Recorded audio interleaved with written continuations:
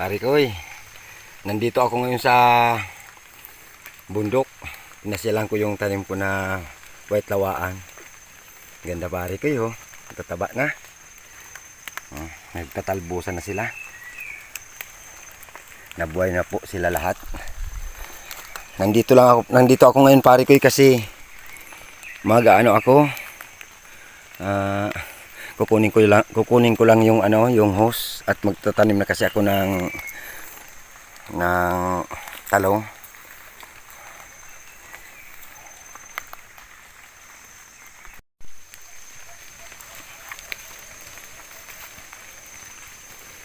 Sarap ng simoy ng hangin dito pare koy sa bundok. Good morning po sa inyo.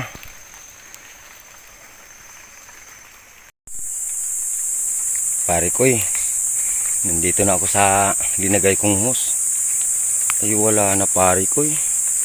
Yung hose na ito pare koy, nagbinta lang po ako ng kalabaw, isang inahing kalabaw, yung malaki, para ibili lang ng hose. Ngayon wala na po, kinuha po nila. Wala man lang, hindi man lang sila nahabag. Pinaghirapan ng isang tao, kukunin nila. Shout out sa kumuha. Ano kaya kung nandito pa yung kadugtong? Naku, dito ko yun. Wala na talaga. Ayan, dito ang kaputol.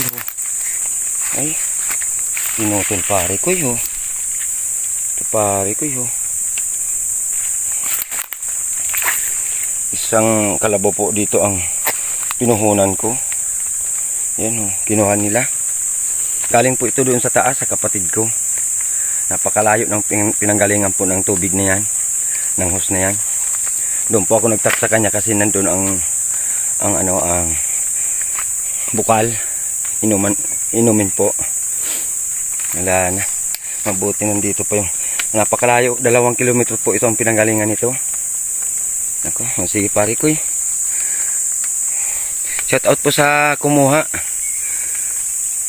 Huwag naman yung kunin ang pinaghirapan at ginastusan. Yun lang po. Layo pare ko ng pinanggalingan ng tubig ko na linagay kong irrigation po dito sa aking lupa. Ayan po, sapa po yan dyan sa baba na yan. Yan dyan oh. Hanggang doon po sa ibaba na yun ang aking lote.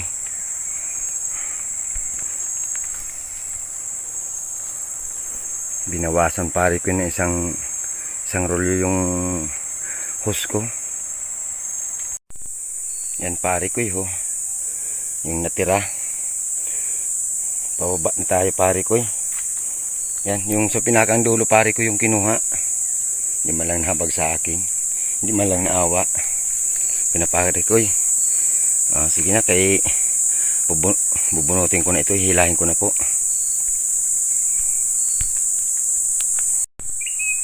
Sumabit pare ko ang dulo. Ayan,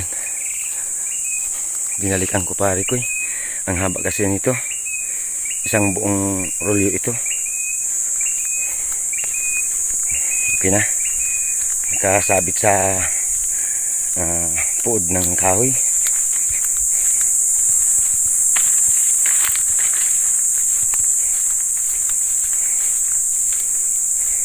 Mabuti yung kinuha yung sa banda dulo lang. Marami pa man.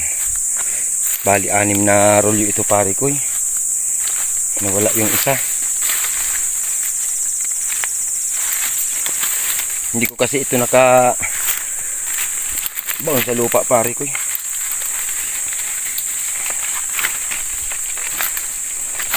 Layo nito pare ko, yung pinanggalingan nito. Dun sa kapatid ko sa taas. Kukunin ko lang po ito kasi panahon na para itanim yung yung talong ko. Makakalampas na po, malalaki na.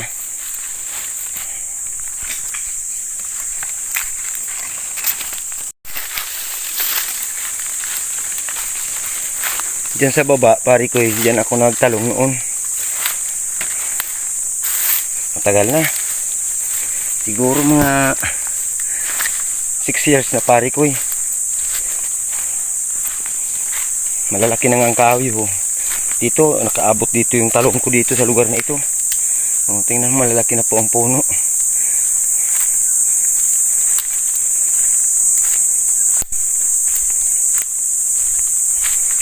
Yan. Yung kadugtong pare ko eh. Yung sa pinakandulo na wala. Nasa 2 kilometro ito. Yung dyan no, sa pababa ang nawala. Hanggang doon sa kubo ko. Kasi tinarating ko dyan. Kasi hanggang doon pa sa pinakandulo ang tinataniman ko ng talong. At saka ito pa. Pinuno ko ng talong ito. Noon. Sige na pare ko eh. Ayusin ko na yung hose. Hihilahin ko pababa.